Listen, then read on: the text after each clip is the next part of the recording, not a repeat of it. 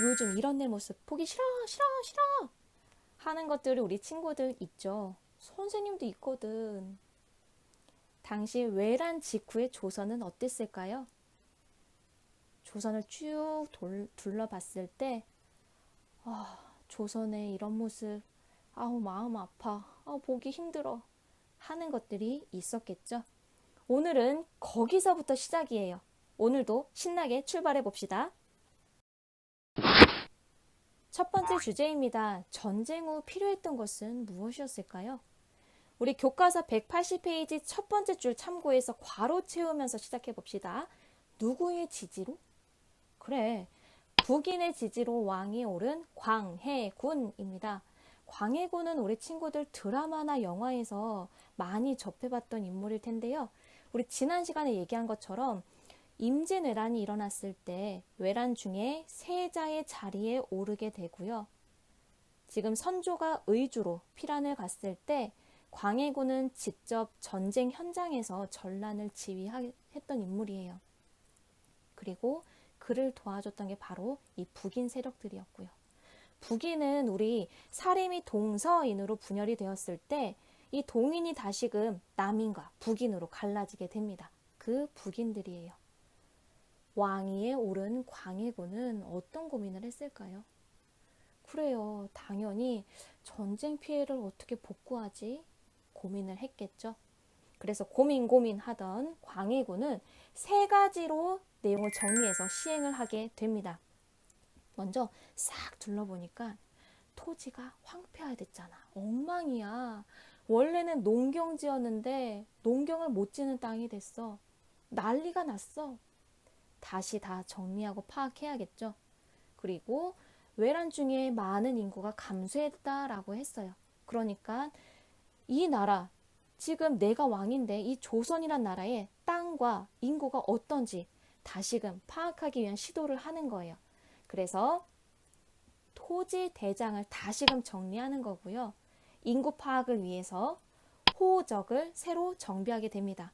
호적은 우리 친구들 호적 등본 할 때 한 번쯤 들어봤을 텐데 편안하게 쉽게 얘기하면 가족 관계를 세세히 적어놓은 등록부라고 이해하면 됩니다. 그리고 외란 중에 백성들 많이 아팠겠죠. 전염병도 돌았을 거고요. 그런데 의료시설이 없었겠죠. 제대로 운영되기 어려우니까요. 어떻게 백성 한 사람 한 사람을 치료하겠어요. 그래서 이러한 백성들의 건강을 돌보기 위해서 허준에게 이 책을 짓게 합니다. 바로 그 유명한 동의보감이죠. 우리 친구들 한의학에서 다른 이제 서양의 많은 사람들이 볼 때에도 이 동의보감의 내용이 굉장히 훌륭하다라고 해서 연구하는 사람도 굉장히 많아요. 우리 기억합시다. 두 번째 주제로 넘어와서요. 이번에는 광해군의 외교 정책으로 눈을 돌려볼 거예요. 그러려면 당연히 당시 국제적인 상황이 어땠는지 알아야겠죠. 지금 명나라는 점점 약해지고 있었고요. 후금은 점점 강해지고 있었어요. 선생님, 후금은 뭐예요? 나중에 생긴 금나라라는 건데 여진족이었던 누르하치가 이 여진족을 규합해서 후금을 딱 세운 거예요. 그런데 이 명나라와 후금이 서로 전쟁을 하게 됩니다. 그리고 이 광경을 지금 광해군은 지켜보고 있는 상태고요. 명나라가 이 후금의 공격을 받게 되니까 조선에게 도와줘 요청을 하게 되죠. 광해군은 엄청 고민을 했을 거예요. 왜냐하면 명나라는 임진왜란 때 조선에 군대를 보내준 나라잖아요. 그리고 조선 초부터 명나라와 아주 친밀한 관계를 유지하면서 명을 큰 나라로 섬기고 있었거든요.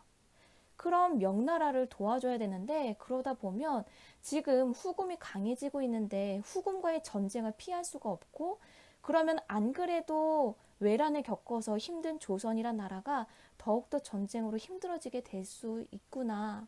어떻게 해야 되지? 고민할 수밖에 없었죠. 그래서 광해군은 결론을 내립니다. 백성을 위해서는 지금 실리적인 외교가 최선이다라고 해요. 그래서 명의 손도 놓지 않고요. 후금의 손도 놓지 않는 외교를 벌입니다. 어떻게 했냐면 먼저 군사를 보내요. 강옥립이 이끄는 군대를 먼저 보내게 되는데 그때 뭐라고 강옥립에게 따로 명령을 내리냐면 상황을 보고 적절하게 대처해라 라고 해요. 이건 뭐냐면 전쟁의 흐름을 봤을 때 뭔가 불리하다 그러면 항복해도 괜찮다라는 거죠. 그래서 조명연합군이 함께 후군과 싸울 때에 전세가 불리해지게 되죠. 그리고 강옥립은 이 사진의 장면처럼 지금 항복을 하게 됩니다. 이러한 외교가 바로 중립 외교예요. 두 나라의 손을 다 잡고 있는 거죠. 그런데 우리 친구들, 모든 사람들이 이러한 광해군의 중립 외교에 다 찬성을 했을까요? 뉴뉴뉴뉴 아니지. 반대했던 사람도 있어요. 그럼 우리 찬성 측 입장. 당연히 광해군과 광해군의 입장과 뜻이 같은 사람들이겠죠. 중립 외교 옳습니다. 왜냐하면 삐리리 때문이지요. 여기서 이 삐리리 부분 우리 친구들 조금 전에 선생님이랑 같이 했으니까 채울 수 있어요. 그러면 반대 부분 같이 정리해보죠. 반대했던 사람들은 바로 서인들이 중심이 됩니다. 그 동인, 서인 할 때 그 서인들이에요. 서인은 중립외교 옳지 않습니다. 왜냐하면 명예은혜를 저버리는 것은 성리학에 위배됩니다. 전쟁 피했으나 저기 저 오랑캐에게 항복한 나라가 됐으니 옳지 않습니다. 라는 게 서인의 입장이죠. 조선 초부터 큰 나라로 섬기는 명예은혜. 그리고 외란 때 친히 우리에게 군대를 파견해준 저 명예은혜를 저버리는 거 성리학 질서 위배돼요. 여기서 오랑캐라는 건 뭐냐면요. 주변에 있는 다른 민족을 낮춰서 부르는 말이에요. 후금을 얘기하는 거죠. 후금에 항복했어? 부끄러워. 말도 안 돼. 옳지 않아. 라는 입장인데요. 이러한 중립외교 반대하는 사람들은 대부분 영창대군을 지지하고 있습니다. 영창대군은 광해군의 배다른 동생이에요.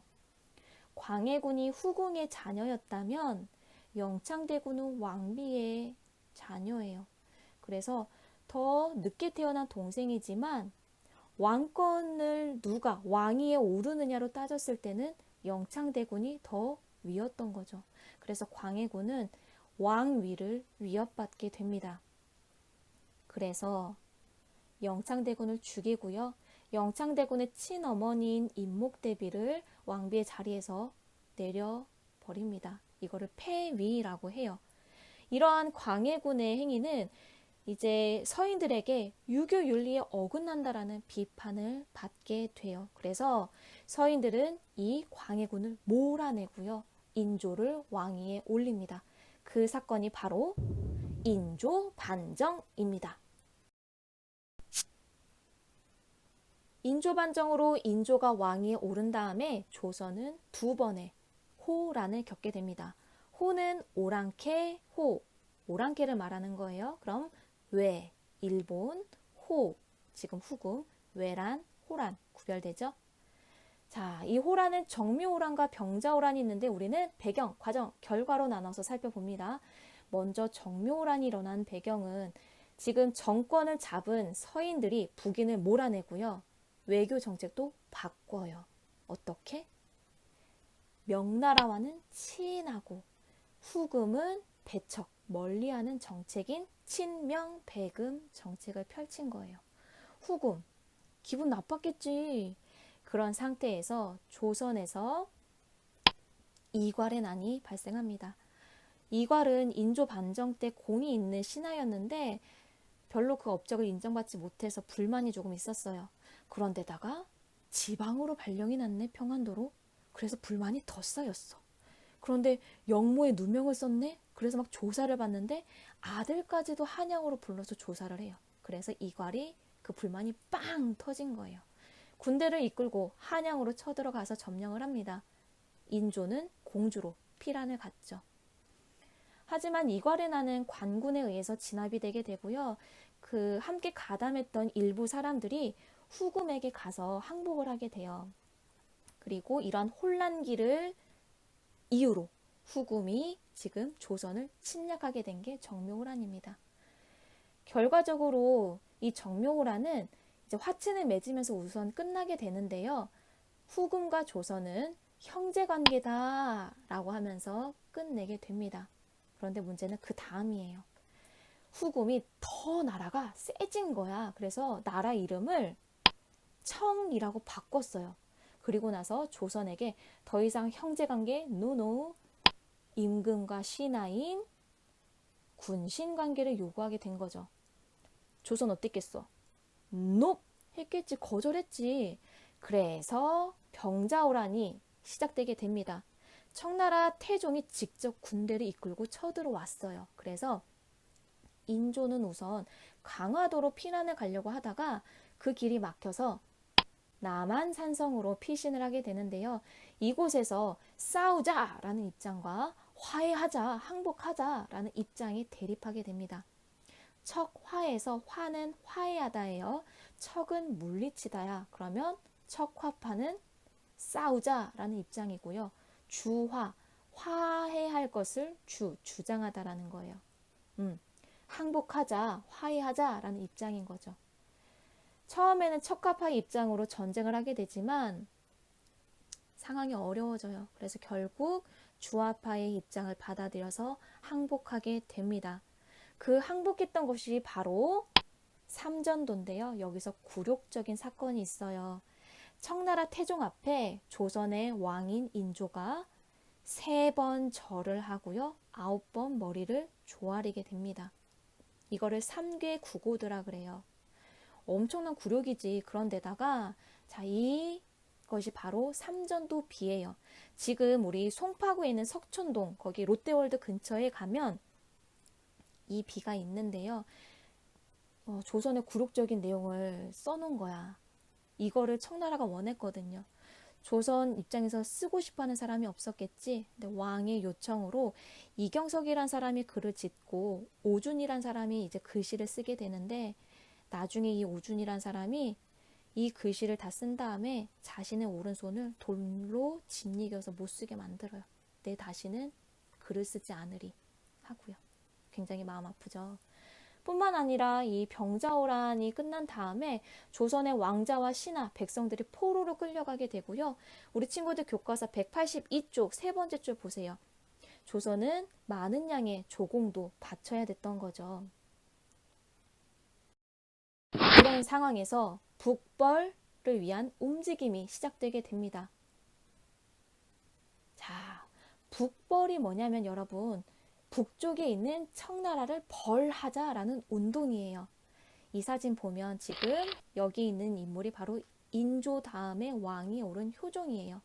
원래 효종은 인조의 둘째 아들인데 형이었던 소현세자랑 같이 이제 포로로 끌려갔다가 형이 먼저 조선에 들어오게 되는데 2달 만에 죽어요. 그래서 이제 왕위를 이 동생이었던 복림대군이 왕위를 이어서 효종이 된 거죠. 그래서 적극적으로 북벌 운동을 시작합니다. 어디를 정벌해요? 그치, 청을 정벌해서 치욕을 씻자라고 하면서 군대를 양성합니다. 특히 외란에서 경험했던 그 조총의 위력을 알고요. 조총의 군대를 편성을 하죠. 그런데 시간이 지나서 이 조총 군대는 이 나라 정벌에 활약을 하게 됩니다. 청나라가 러시아가 점점 밑으로 세력을 뻗치니까 조선에게 SOS를 청했어요. 우리 같이 러시아 공격하러 가자. 그게 바로 러시아를 나선이라 그러거든요. 러시아 정벌에 이 조총부대가 활약하게 되는데요. 효종은 한편으로 조총부대가 얼마나 훈련이 잘 되었는지 시험해보고 싶었던 것 같아요. 2번의 이제 원정에서 큰 활약을 하게 되죠. 효종 굉장히 기분 좋았겠지. 그런데 문제는 이러한 북벌 운동을 하기에 조선 사정이 그렇게 좋지 않았다라는 거예요. 시간이 지나면서 이 당시 청나라는 유럽의 서양에 있는 많은 나라들과 교류를 하게 되면서 새로운 많은 발달된 문물을 접하고 있었고요. 그러한 문물을 조선도 접하게 되면서 청나라 이런 거 좀 배워야 되겠는데? 라는 생각을 가지는 사람들이 많아지게 되고요. 뿐만 아니라 지금 전쟁 이후에 너무너무 힘들었어. 그런데 이러한 북벌 운동을 하려면 어쨌거나 재정이 필요해요. 백성들 힘들었겠지. 그래서 반대하는 목소리도 커지게 돼요. 그러다가 효종이 돌아가시게 되면서 이 북벌 운동은 그쳐지게 됩니다. 그러면서 새롭게 청에 발달된 문물을 받아들이자라는 사상, 그런 움직임이 조금씩 더 커지게 되죠. 오늘 수업은 여기까지입니다. 우리 친구들 이제 뭐 해야 되는지 알죠? 우리 오늘 배웠던 내용에서 광해군의 외교가 지금 그 이후에 등장하게 되는 인조와 어떤 점이 차이가 있는지 거기에 중심을 조금 맞춰보세요. 그러면 그 앞뒤의 내용은 잘 연결 지을 수 있을 거예요.